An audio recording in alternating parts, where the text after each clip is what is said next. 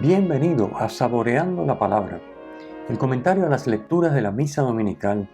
Te habla el Padre Ángel Siapi, de la parroquia Cristo Redentor en el Paraíso, San Juan, Puerto Rico. Recuerda que en la descripción están las citas bíblicas de las lecturas, el enlace al guión de la Lección Divina, el enlace a los apuntes del comentario y la dirección de la página web de la parroquia Cristo Redentor. En el nombre del Padre, del Hijo y del Espíritu Santo. Amén.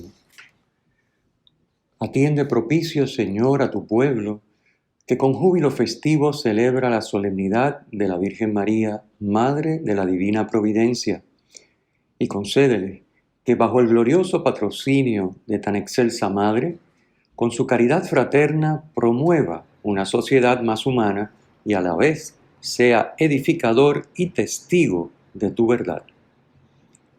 Por nuestro Señor Jesucristo, tu Hijo, que vive y reina contigo en la unidad del Espíritu Santo y es Dios por los siglos de los siglos. Amén. Hoy en Puerto Rico estamos celebrando la solemnidad de nuestra patrona, Santa María, Madre de la Divina Providencia, porque cae domingo, el día 19 de noviembre, y se sustituye la liturgia del domingo correspondiente por la de esta solemnidad. Comentemos las lecturas en orden como de costumbre.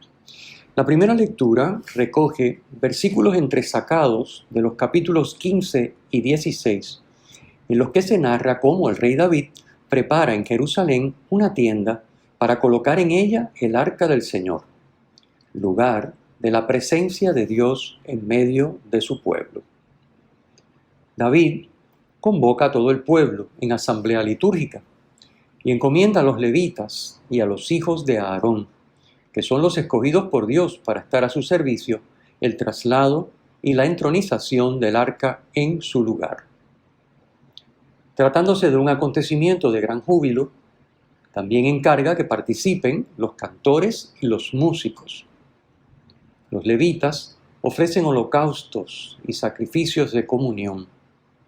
Y todo concluye con la bendición del pueblo en nombre de Dios por parte del rey David.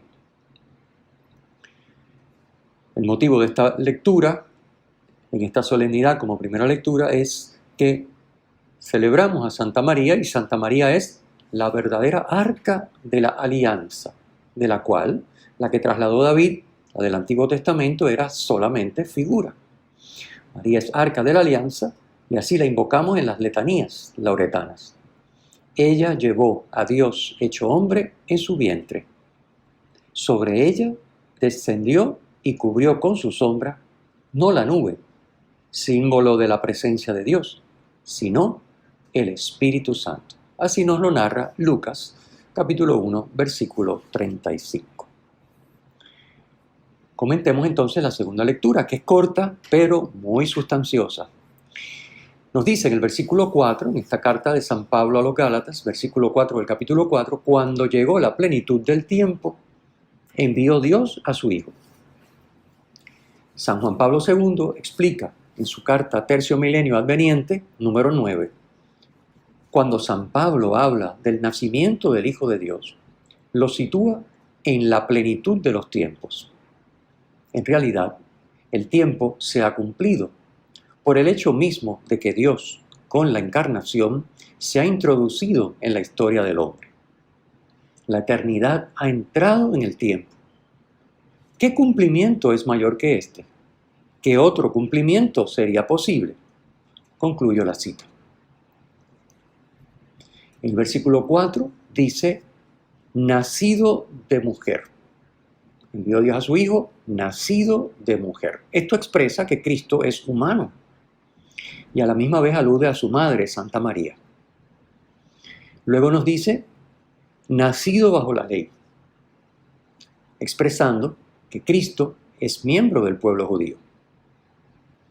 Y continúa el versículo 5, para rescatar a los que estaban bajo la ley, es decir, a los judíos, que son aquellos a los que le aplica la ley que Dios le ha dado por medio de Moisés.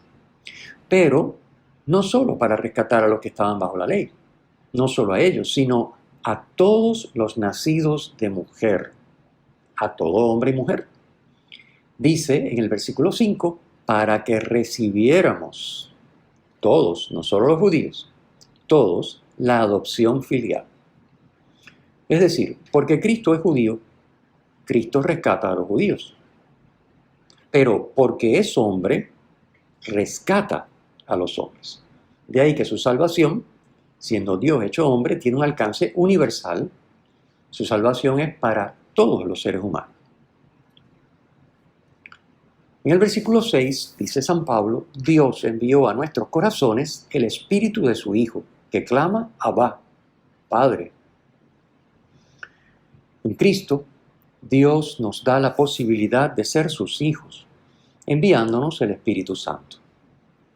Así podemos llamar a Dios Abba, vocablo arameo que podemos traducir como papacito, un diminutivo usado por los niños para referirse cariñosamente a sus padres. Por respeto, los judíos no lo usaban para referirse a Dios. Jesucristo lo empleaba, dejando ver su relación especial, íntima, con su Padre Dios. Así lo recoge el Evangelio de Marcos en la agonía de Getsemaní, capítulo 14, versículo 36. Allí lo podemos encontrar. Jesús diciéndole, Abba, Padre, en el momento de la decisión suprema, de la tentación suprema de decir, abandono todo esto o me someto a la voluntad y ya sé lo que me espera. En ese momento trascendental de su vida, en que Cristo sabemos que obviamente va a seguir el camino de la voluntad del Padre, Él llama a su Padre papacito, Abba. San León Magno nos enseña en el Sermón de la Natividad, número 6, y cito, cualquier hombre que cree ya no pertenece a la ascendencia de su padre carnal, sino a la simiente del Salvador, que se hizo precisamente Hijo del hombre para que nosotros pudiésemos llegar a ser hijos de Dios. El rescate que obra Cristo es una liberación de todo lo que nos impide recibir los dones de Dios.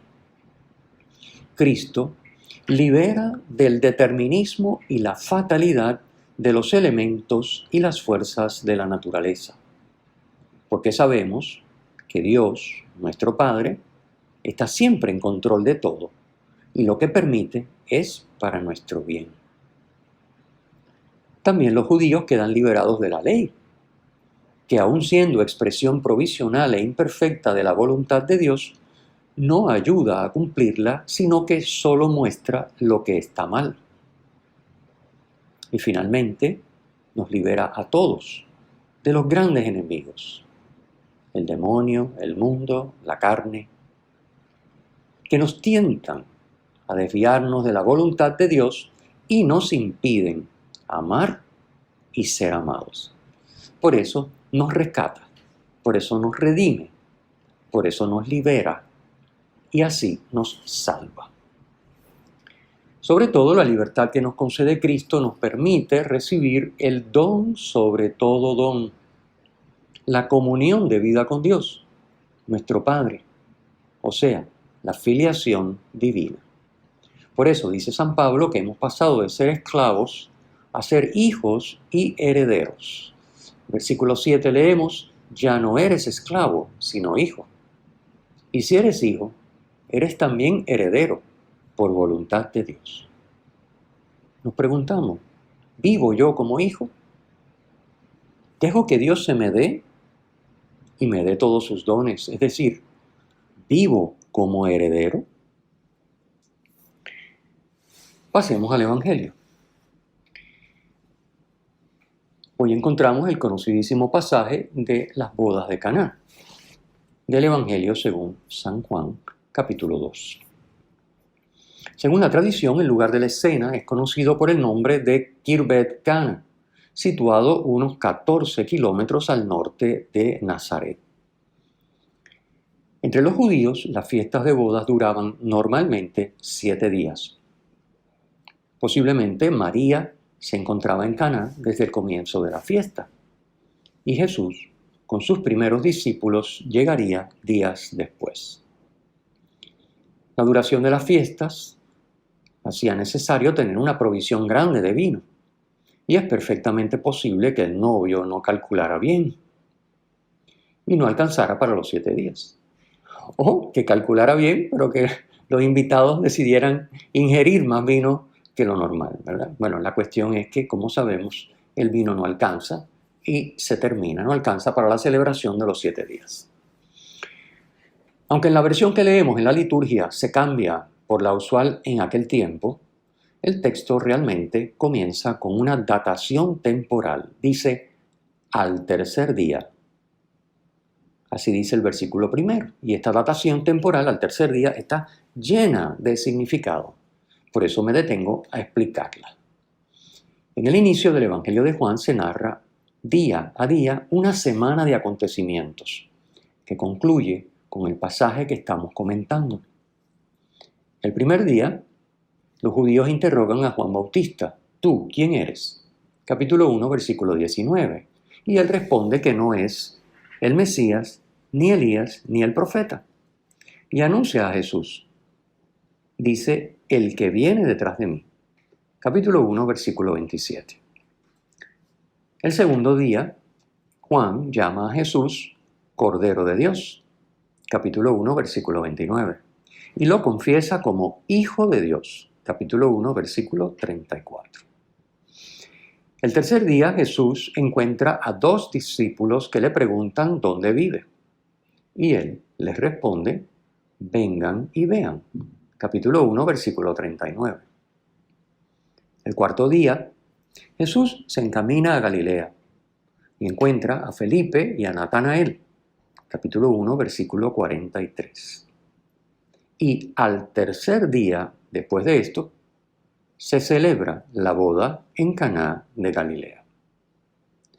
La expresión bíblica al tercer día significa realmente 2 días después. No 3 días después, sino 2 días después, porque los judíos contaban en los 3 días el primero y el último. Es lo mismo que cuando se narra la resurrección de Jesús y se dice que ocurrió al tercer día. Pero realmente sabemos que muere un viernes y resucita un domingo. Así que contando viernes como primer día, pues sí, 3 días. Pero realmente de viernes a domingo, sobre todo si resucita al amanecer del domingo, pues escasamente llega a los 2 días, día y medio es lo que estuvo. Pero es la manera de contar de los judíos, que esto hay que saberlo. Esto hace que dentro de la semana que está narrando día a día el evangelista Juan, el relato de Caná se sitúe en el día sexto. Si vamos contando, según la explicación que les voy dando, el relato de Caná se sitúa en el día sexto de esta primera semana. Si nos remontamos a la semana de la creación, en el libro del Génesis, el día sexto, Dios crea al hombre y a la mujer. Esto lo encontramos en Génesis capítulo 1, versículos 26 al 31. Juan hace coincidir el episodio de Caná con el día en que Dios creó al hombre y la mujer, para subrayar que lo que Jesús hace en Caná es la continuación de la obra creadora en favor del hombre. El día sexto es el día de la creación terminada, el día de la nueva alianza en el Espíritu y que sustituye a la antigua ley. Fíjense que esto es importante. Recordemos que la creación Dios la realiza en el Génesis a lo largo de 6 días y el séptimo descansa. O sea que este es el día del final de la obra creadora, la culminación de la creación. Y según San Juan, que lo hace coincidir con el día sexto, como hemos explicado, es el día en que se realiza la nueva creación, la nueva alianza en el Espíritu. Pero resulta que esto que en Caná se prefigura, obviamente en Caná no sucede la nueva creación. Caná es figura de la nueva creación. Pues lo que Caná prefigura se realiza ¿cuándo? El Viernes Santo. Y el Viernes Santo también es el día sexto de la semana. Recuerden que el primer día de la semana es el domingo, así que el viernes es el sexto. El Viernes Santo, día sexto de la semana, igual que el día de Caná, es el día en que Jesús muere, entregando el Espíritu para restituir en plenitud al hombre representado por el discípulo Juan al pie de la cruz. La gloria que comienza a manifestarse en Caná llegará a plenitud en la cruz, que es la glorificación plena del Hijo por parte del Padre y del Padre por parte del Hijo. En este relato encontramos una palabra que nos puede resultar extraña, la palabra mujer. Jesús llama a su madre mujer. Y esto no es normal, porque un hijo que tiene esa familiaridad y esa intimidad con su mamá no la llama normalmente mujer. En el Evangelio de Juan, Jesús llama a su madre mujer en 2 ocasiones. Aquí en Caná y en el Calvario, cuando María está al pie de la cruz. Juan capítulo 19, versículo 26. En ambos casos, la madre de Jesús simboliza al pueblo fiel de la antigua alianza, que espera el cumplimiento de las promesas. Jesús es el Dios esposo y María el pueblo esposa. En Jesús, Dios se desposa con su pueblo. Esta imagen de los desposorios es muy frecuente en la Biblia para hablar de la relación de Dios con su pueblo. Dios se desposa con su pueblo. Es decir, Dios se entrega para hacerse uno con su esposa, como hacen los esposos. Y lo hace en Jesús para hacerse uno con cada uno de nosotros. El evangelista Juan, en Caná, escoge una fiesta de boda para darle a la escena un simbolismo que prefigura el desposorio de Dios con su pueblo. Tengamos en cuenta que en el Evangelio de Juan se cruzan 2 niveles de comprensión. El de los personajes en la escena y otro más profundo de Jesús. De modo que a veces parece que las respuestas de Jesús no conectan bien con lo que se le pregunta o se le dice. Por eso, por ejemplo, resulta extraño que Jesús diga que no ha llegado su hora y sin embargo realice el signo de convertir el agua en vino. Y uno dice, bueno, ¿y en qué quedamos? Si no ha llegado su hora, pues entonces no debe hacerlo. Pero si lo hace, es que ha llegado su hora. No, porque la hora, la palabra hora en Juan, no se refiere al momento de realizar el signo de Caná. Jesús está hablando de su muerte en la cruz. Y esto lo veremos en el Evangelio varias veces, cuando el evangelista dice, todavía no había llegado su hora. ¿Su hora cuál es? La hora de la cruz. Caná es signo y figura de lo que acontecerá en el Calvario. 2 detalles en el cuarto evangelio relacionan estos 2 momentos. Tanto en Caná como en el Calvario, el evangelista Juan se refiere a María no por su nombre, sino como la madre de Jesús. Y Jesús se refiere a María no como madre, que sería lo normal, sino como mujer. En el relato de Caná también tenemos 2 planos en el tema del simbolismo del vino. En un plano está la falta de vino en una fiesta de boda que María le señala a Jesús y que él remedia convirtiendo el agua en vino. Pero en otro plano que se entrecruza, está el amor y la consiguiente capacidad de vivir una vida feliz, que es lo que representa el vino. Ese vino que a los hombres se les termina y que solo Dios puede proveerle en un grado y una calidad muy superiores y además de modo sobreabundante. En el relato se habla de 600 litros de vino.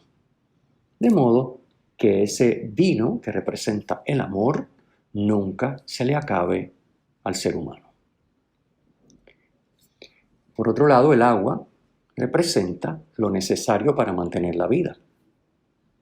Así que el agua es lo necesario para mantener la vida, el vino es lo necesario para ser feliz. Cristo convierte el agua en vino, pero notemos que el vino también contiene agua. El vino nuevo es el que Jesús nos da como fruto de su misterio pascual, pasión, muerte y resurrección. Leído el relato desde este plano, vemos a continuación entonces varios detalles que voy a ir comentando. María es quien hace notar a Jesús que las cosas no van bien. Versículo 3, María dice, no tienen vino. Ella es la intercesora, siempre atenta a las necesidades de todos los hombres. Así debe ser la iglesia y cada cristiano, atento a las necesidades de los demás para suplirlas con amor.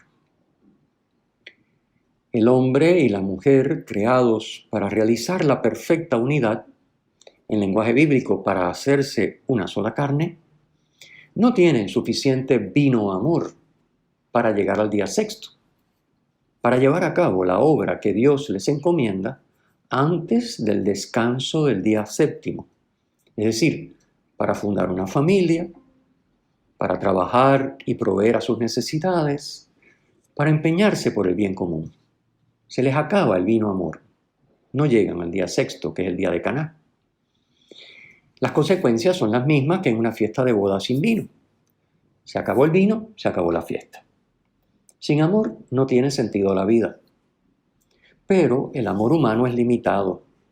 Solo Dios es la fuente perenne a la que tenemos que acudir para que el vino nos dure toda la vida. Solo el don del Espíritu nos capacita para amar. El vino mejor que Jesús regala en Caná proviene del agua de 6 tinajas de piedra para las purificaciones de los judíos. Versículo 6. Las tinajas de piedra representan la ley, escrita en tablas de piedra, como nos dice Éxodo capítulo 31, versículo 28. La ley manda a amar, pero no capacita al hombre para hacerlo. Las tinajas están vacías. En Caná las tinajas se llenan de agua por orden de Jesús. Esto significa que los ritos de la ley no eran capaces de purificar, de hacer al hombre aceptable a Dios. Además, las tinajas son 6, número que representa la imperfección. Recordemos, el 6 es imperfección, el 7 es la perfección. Y eran 6 tinajas. El mayordomo es figura de los dirigentes religiosos de Israel. Jesús manda que se le dé a probar el agua convertida en vino.